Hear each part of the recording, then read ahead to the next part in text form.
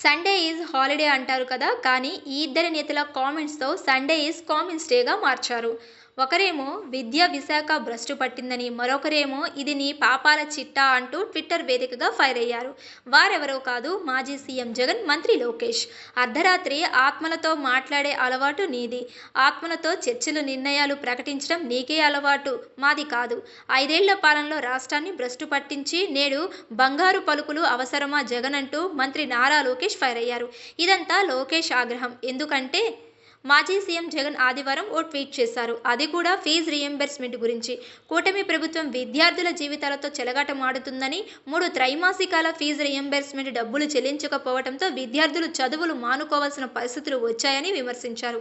విద్యార్థులపై సీఎం చంద్రబాబు కక్ష కట్టినట్లు వ్యవహరిస్తున్నారని, రాష్ట్ర వ్యాప్తంగా 11 లక్షల మంది విద్యార్థులు ఇబ్బందులు పడుతున్నట్లు తెలిపారు. అలాగే కూటమి ప్రభుత్వం ఏర్పడ్డాక అంతా స్కాముల మయమైందని, వెంటనే అమ్మకు వందనం, వసతి దీవెన, ఫీజు రీయింబర్స్మెంట్ విడుదల చేయాలని జగన్ రెడ్డి డిమాండ్ చేశారు.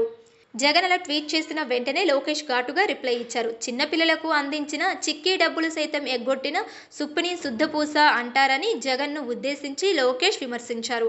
వైసీపీ అధికారంలో ఉన్న సమయంలో విద్యా దీవెన, వసతి దీవెన పేరుతో 3,500 కోట్లు బకాయిలు పెట్టి మోసం చేసిన కారణంగానే నేడు విద్యార్థుల భవిష్యత్తు అగమ్య గోచరంగా మారిందన్నారు.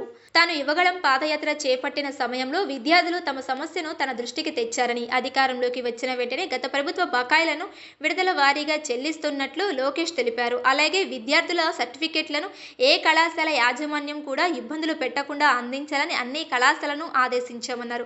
ఇకపై ఫీజు రీయింబర్స్మెంట్ సొమ్మును నేరుగా కళాశాలలకు చెందేలా ప్రభుత్వం నిర్ణయం తీసుకుంటుందని తెలిపారు.